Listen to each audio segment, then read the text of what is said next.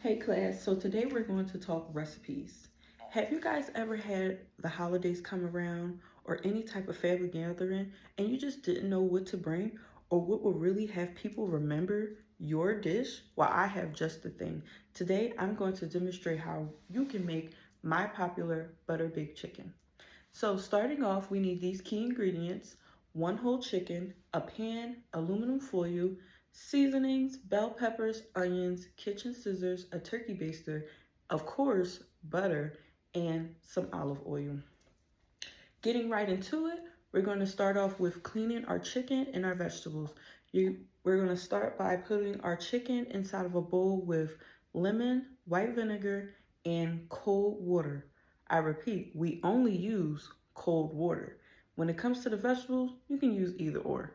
So you let the chicken sit inside of the bowl for about 10 minutes, and then you're going to proceed to wash off your vegetables and make sure you cut the top off, take the seeds out, and you're gonna cut it the long way.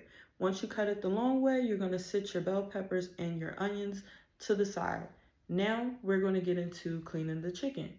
You're gonna take a knife and you're gonna scrape off any residue or gunk and any bacteria that does not belong on the chicken off of the chicken, and you're gonna rinse the water out.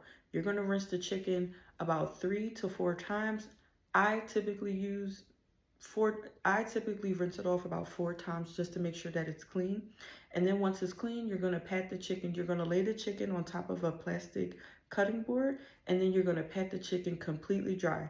At this point, you're gonna take your kitchen scissors and you're gonna cut the spine out. Once you cut the spine out, the chicken should lay completely flat. You can now move the chicken from the cutting board to the aluminum pan, and you can also add your vegetables in there too. At this point, you should put on some gloves because it's going to get messy. At this point, we're going to add our seasonings. So I typically use smoked paprika, adobo, Mrs. Dash is basically empty, and some thyme and other seasonings. You're going to rub those together. You're going to take some olive oil, drizzle that on top of the chicken so that it can really get the seasonings all over the chicken. You're gonna rub, use the vegetables, spread it all around, make sure the vegetables get some seasoning on them as well. And then once you're finished marinating your chicken, you can take a knife and just poke small holes in throughout the chicken and the body and in the arms and legs. For me, this helps get to our next step, which is adding the butter. I typically use a stick butter, but this is the only butter that I have. So we're going to add at least 4 to 6 tablespoons of butter. You're going to take each tablespoon and put it in different parts of the chicken, which would be the breasts, the thighs, and the drums if you can fit them. Once you have that in there, your oven should be getting preheated to 375 degrees. Once your oven is preheated and it reaches that temperature, you're going to insert your chicken and let that chicken cook for 2 hours. Once you get to the second hour, you are the start of the second hour, you're going to take the aluminum foil that you have covered your chicken with and remove it. And now you're going to take your turkey baster and you're going to squeeze whatever juices that the chicken has produced, unless you have put chicken broth in it, and you're going to squeeze it onto the chicken.